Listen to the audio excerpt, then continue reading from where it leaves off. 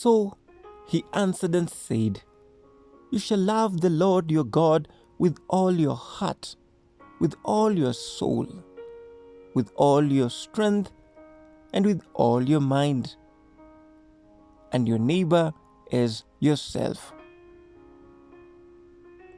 Loving God with all my soul. It is said that the soul comprises of the mind, the will, and the emotions. The soul is the part of us that was created to live eternally. Jesus told us not to be afraid of those who can only kill the body but not touch the soul, but rather to be afraid of him who is able to destroy both the body and the soul in hell. The same Bible tells us that he who wins soul is wise.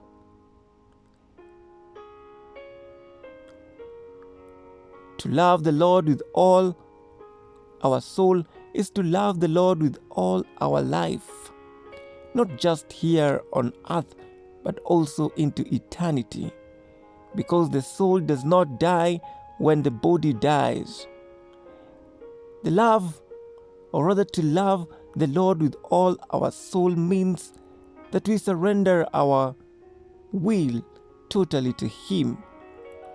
Like Jesus in the Garden of Gethsemane, it is to say, nevertheless, not my will, but thy will be done.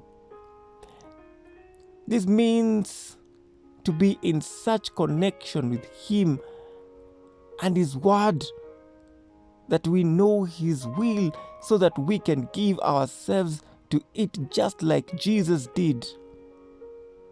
Romans 2 tells us not to be conformed to the pattern of this world, but to be transformed by the renewing of our mind, so that we may know God, so that we may know that good and pleasing, perfect will of God.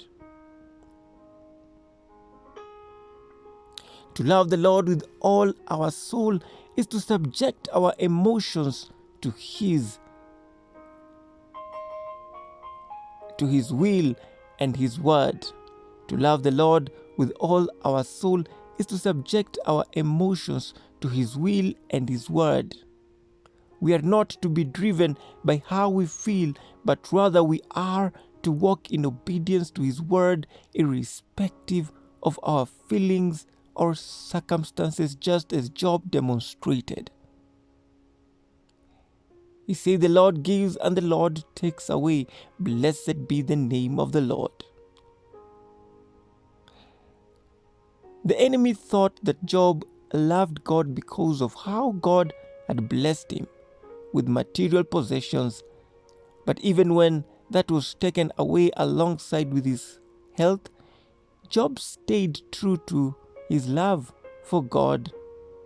He loved God with his whole soul.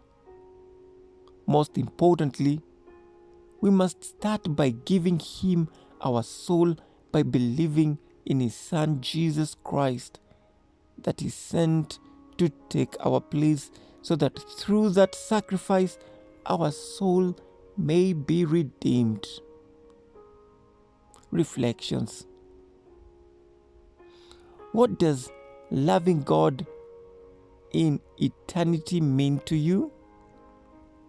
What does loving God in eternity mean to you?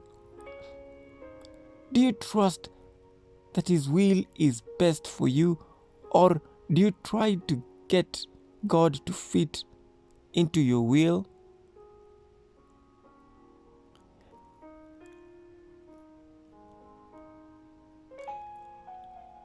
How often do your emotions run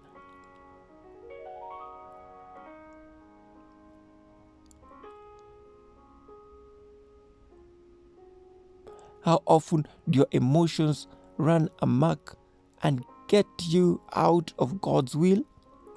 Are you emotionally intelligent?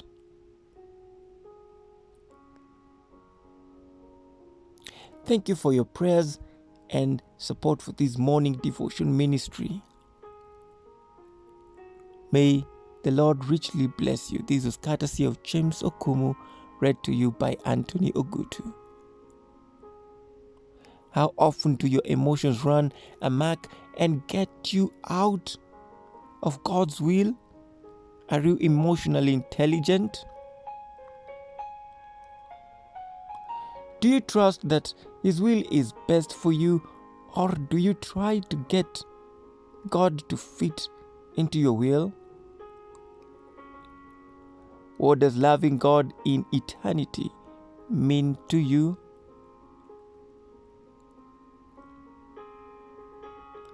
Most importantly, we must start by giving Him our soul by believing in His Son Jesus Christ, that is sent to take our place